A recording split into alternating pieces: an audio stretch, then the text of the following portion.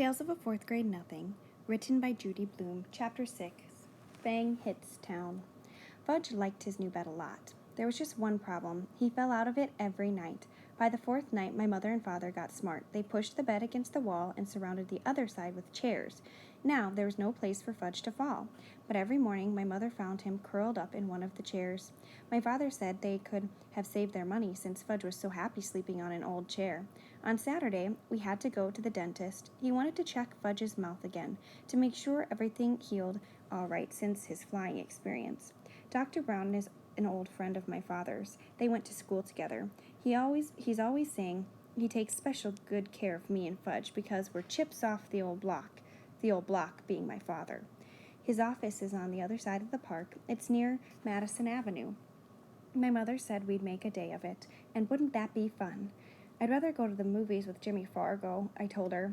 But we'll have such a good time, my mother said. The three of us will go out for lunch, and then we'll get new shoes for you and Fudge. I've been out to lunch with Fudge, I reminded her. He's growing up, Peter. He knows how to behave now. I'd still rather go to the movies with Jimmy. Well, you're coming with me, and that's that. I wasn't looking forward to my day, and Saturday is always the best day of the week. Every Saturday morning, I clean out Dribble's bowl. Sometimes, if Fudge is very good, I let him watch. I do it in the bathroom. First, I take Dribble out of his bowl and let him crawl around in the tub. I'm afraid to put him down on the floor. Somebody might step on him. But in the tub, I know he's safe. Next, I take the rocks out of his bowl and wash them. The last thing I do is wash the bowl itself. I really scrub it. I even rinse it 2 or 3 times to make sure all the soap is out. When I'm done with that, I put the rocks back in and fill it with just the right amount of water. After I put Dribble back in his bowl, I feed him. Usually he goes right to sleep on his favorite rock. I guess running around in the bathtub really makes my turtle tired. Today, I finished with Dribble just in time. My mother was rushing, mumbling about getting us to Dr. Brown's office in time for our appointment. When we were outside, we took the crosstown bus, then walked a few blocks to his office. As soon as the nurse saw Fudge, she said, "How's my favorite patient?" She gave him a hug and a little book to read. To me, she said, "Good morning, Peter." It burns me up the way people treat Fudge. He's not so special. He's just little, that's all. But someday he's going to be 9 years old, too. I can't wait until he is. Then he'll know there's nothing so great about him after all. Soon the nurse said, "Fudge, Dr. Brown is ready to see you. Come with me now." Fudge took the nurse's hand. Dr. Brown had this rule about mothers in the examining room with kids. They're not allowed. Mothers are a big problem, Dr. Brown told me once. I agreed. I looked through a National Geographic magazine while I waited. After a few minutes, the nurse came out and whispered something to my mother. I looked up, wondering what the big secret was. Then my mother said, "Peter, Dr. Brown would like you to help him with Fudge." "Help him?" I said. "I'm no dentist." The nurse said, "Peter, dear, if you'll just come with me, I'm sure everything will work out fine." So I went with the nurse. "What do I have to do?" I asked her. "Oh, not much. Dr. Brown just wants you to show Fudge how to open your mouth and how he checks your teeth." "What do I have to do that for?" I asked. "I don't need a checkup yet. I just had one last month." "Your brother won't open his mouth this morning," the nurse whispered. "He won't?" I whispered back. "No, he won't," she said again. I thought that was pretty funny. I never considered refusing to open my mouth at the dentist's office. When he says, "Open," I open. When we reached the examining room, Fudge was sitting in his big chair. He had a towel around his neck and looked all ready for action. Dr. Brown was showing him lots of little things and explaining what he does with each one. Fudge kept nodding, but he wouldn't open his mouth.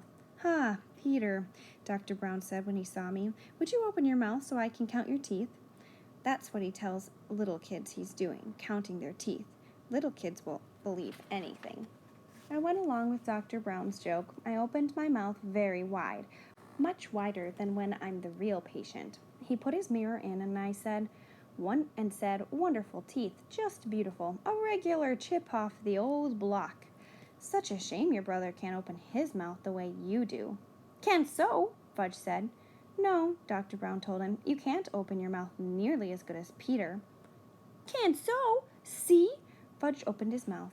"No, I'm sorry, Fudge," Dr. Brown said. "It's still not as good as Peter." So Fudge opened his mouth really wide. "Count teeth," he said. "Count Fudgy's teeth." "Well," Dr. Brown pretended to think about it. "Count!" Fudge shouted. "Well," Dr. Brown said again, scratching his head, "I guess as long as you're here, I might as well count your teeth." So he checked Fudge's mouth. When he was through, Fudge said, "See, see, just like Peter." "Yes," Dr. Brown said, smiling, "I can see that. You're just like Peter." He gave me a wink. I liked the way Dr. Brown tricked Fudge into opening his mouth. So when he was through examining him, I whispered, "Couldn't you make Fudge some false teeth until his grown-up ones come in?" "No, he'll just have to wait," Dr. Brown said. "But he looks like he has fangs," I told him. "You better not say that in front of your mother," Dr. Brown said. "I know it. She's not too big on fangs." Dr. Brown thanked me for helping him. My mother made another appointment for Fudge. The nurse kissed my brother goodbye, and we left. "That wasn't so bad, was it, Peter?" My mother said. "It could have been worse," I admitted. We headed for Bloomingdale's, where we get our shoes. There are 5 salesmen in the children's shoe department. 2 of them my mother doesn't like. She thinks they don't measure my feet carefully, that all they care about is selling shoes, even if they don't have the right size in stock. The other ones my mother thinks are okay. There's one she likes a lot. His name is Mr. Berman. I like him too because he's funny. He usually makes believe that the right shoe goes on the left foot, or that Fudge's shoes are really for me. Anyway, when Mr. Berman waits on us, buying shoes is almost fun. Today, Mr. Berman spots us right away. He always remembers our names. "Well, if it isn't the Hatcher boys," he said. "In the flesh," I told him. Fudge opened his mouth for Mr. Berman. "See, all gone." "His teeth," my mother explained to Mr. Berman. "He knocked out his top 2 front teeth." "Well, congratulations," Mr. Berman said. "That calls for a celebration." He reached into his jacket pocket and pulled out 2 lollipops. He handed one to me and one to Fudge. "Ooh," Fudge said. "Lolly." Mine was root beer flavored. I hate root beer, but I thanked Mr. Berman anyway. "I'll save it for after lunch," I told him, handing it to my mother. She put it into her purse. Fudge got a lemon lolly. He ripped off the paper and started sucking right away. "Now then, what'll it be, boys?" Mr. Berman asked. My mother answered, "Brown and white sandals for Fudge and loafers for Peter." "Okay, Peter, let's see how those feet have grown." I slipped out of my old shoes and stood up. I stuck my left foot into Mr. Berman's foot measure. Then he turned it around, and I put my right foot in. That's the other reason why my mother thinks Mr. Berman is good at selling shoes. He measures both feet. Some other salesmen only measure one. My mother says feet can be different sizes, even on the same person, and it's important to make sure the size fits the biggest foot. "What color loafers, Peter?" Mr. Berman asked. "Brown," I said, "same as my old ones." When Mr. Berman went into the back to look for shoes for me, my mother noticed the hole in the toe of my sock. "Oh, Peter, why didn't you tell me you had a hole in your sock?" "I didn't know I had one," I said. "Oh, I'm so embarrassed." "It's my sock, Mom. Why should you be embarrassed?" I asked. "Well, it looks terrible. I mean, to come shopping for shoes with a hole in your sock. That's just awful. Can't you hide it a little?" "Where should I hide it?" "Try to get the hole in between your toes so it doesn't show," my mother said. I wiggled my sock around trying to rearrange my hole. My mother sure worries about the silliest things. Mr. Berman came out with 2 pairs of loafers. He likes to try different sizes to make sure I'm getting the right one. One pair was much too big. The other fit fine. "Wear or wrap?" Mr. Berman asked my mother. "Wrap, please," she said. "We'll wear the old ones home." I have never been allowed to wear new shoes home from the store. Don't ask me why, but my mother always has the new pair wrapped up, and I can't wear them until the next day. When I finished, Mr. Berman untied Fudge's shoes and measured his feet. "Brown and white sandals shoes," my mother reminded him.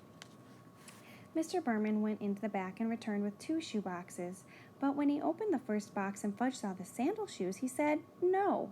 "No what?" my mother asked him. "No shoes," Fudge said. He started kicking his feet. "Don't be silly, Fudgy. You need new shoes," my mother told him. "No, no, no," he hollered. Everybody in the shoe department looked over at us. "Here's the perfect size," Mr. Berman told Fudge, holding up one shoe. "Wait till you see how nice these new shoes will feel." Fudge kicked some more. It was impossible for Mr. Berman to get the shoes on his feet. He screamed, "No shoes! No, no, no!" My mother grabbed hold of him, but he was wiggling all around. He managed to give Mr. Berman a kick in the face. Lucky for him, Fudge only had on socks.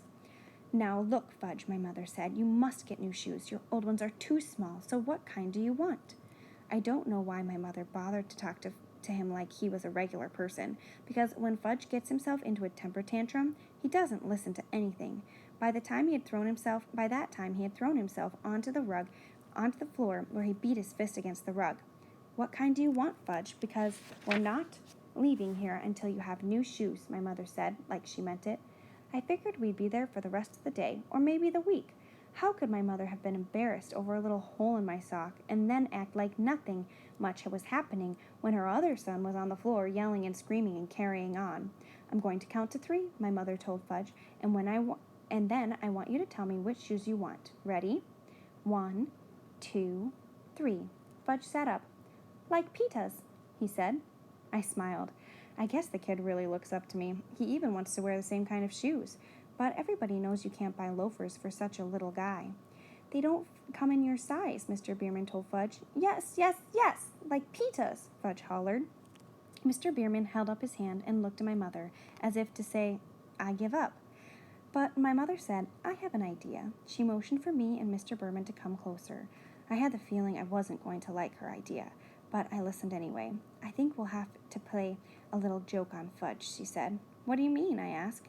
Well, suppose Mr. Bierman brings out a pair of sandal shoes in your size and... Oh, no, I said. You're not going to get me to wear sandal shoes. Never. Let me finish, my mother said. Mr. Bierman can bring them out and you can try them on, and then Fudge will think that's what you're getting. But when we leave, we'll take the loafers. That's mean, I said. You're taking advantage of him. Since when do you worry about that? My mother asked. Since now, I told her. Look, Peter, my mother said, checking her watch. It's 12 o'clock. I'm starving. Me too, I said. Well then, if you ever want to get some lunch, let's try my idea. Okay, I said. I sat back in my chair while Mr. Bierman hurried to the stockroom again. Fudge looked up at me from his position on the floor. Like Pita's, he said. Yeah, sure, Fudge, I told him. Mr. Bierman came back with a pair of brown and white sandal shoes in my size. I tried them on. Did they look ugly? See, Peter's nice sandal shoes, my mother said. Now Fudgy tries on his nice sandal shoes. Fudge let Mr. Bierman get him into his new pair of shoes. See, he said. See, like Pita's. He held up a foot. That's right, Fudge, I said, just like mine. You can fool this kid. You can sure fool little kids easy. Wear or wrap? Mr. Bierman asked my mother while Fudge walked around in his new shoes. Wrap, of course, she said. I wondered what my mother would tell Fudge tomorrow when I wore my new loafers. Oh well, that really wasn't my worry. It was her idea. When Fudge was back in his old shoes and our package was ready, Mr. Bierman gave my brother a striped balloon. He offered one to me too. I refused. How could he think a person in 4th grade might want a shoe store balloon? That wasn't so terrible, was it, Peter? My mother said as we left the store. It wasn't? I asked. Well, it could have been worse, my mother said. I suppose, I answered. We went to Hamburger Heaven for lunch. We sat in a booth. Fudge tossed his balloon around while my mother ordered for him and then for herself. I ordered my own lunch, a hamburger with everything on it and chocolate milkshake. Fudge was getting a kiddie special, meaning a hamburger without the roll, some mashed potatoes, and a side order of green peas. When our lunch was served, my mother cut Fudge's hamburger into tiny pieces, which he shoved into his mouth with his fingers. Then she handed him a spoon and told him to eat his mashed potatoes.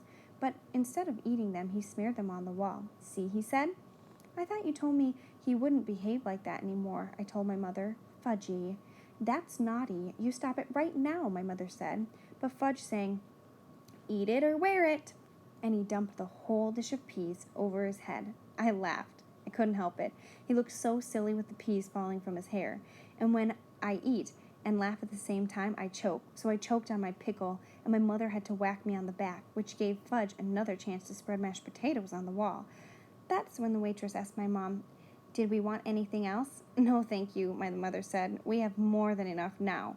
She wiped off the wall with her napkin and told Fudge he was very, very naughty. Not me, Fudge said. Not me. Yes, you, my mother told him. Why can't you eat like Peter? See how nice Peter eats? Fudge didn't say anything. He just stuck his fork into his balloon. It popped, and he screamed, All gone. Want more balloon. More.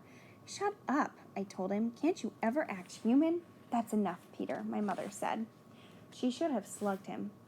That would teach my brother of mine how to behave in hamburger heaven. We took a cab home. Fudge fell asleep on the way. He had his fingers in his mouth and made a slurping noise. My mother whispered to me, "Our day wasn't that bad, was it, Peter?" I didn't answer. I just looked out the taxi window and decided that I would never spend a day with Farley Drexel Hatcher again.